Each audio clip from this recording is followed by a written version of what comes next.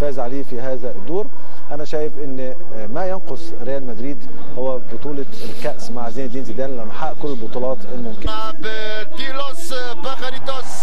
فريق نومانثيا مكون من جاريث بيل واسينسيو بالاضافه الى لوكاس فاسكيز خلف راس الحربه الوحيد مايورال.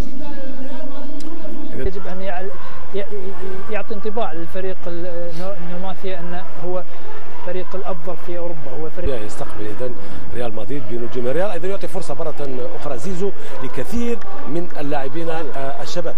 المصاب امام الحكم استرادا فرنانديز يطلق صافره انطلاق هذا اللقاء. فاسكيز حاول مراوغه، ضايع فاسكيز والحكم احتسب ضربه جزاء. ضربه جزاء بالله البريمير ليج وديفيس بيرت توتنهام.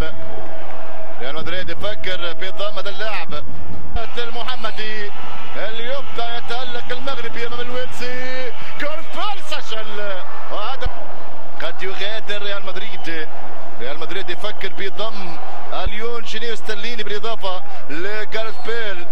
الاسبقيه للريال مدريد من علامه الجزاء. جاريث بيل يغادر المحمد، استعد لتقديم عرض بقيمه 133 مليون.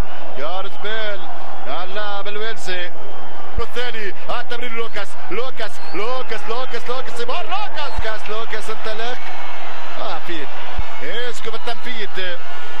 إيسكو سيتقدم للتصويب في أي زاوية سيختار إيسكو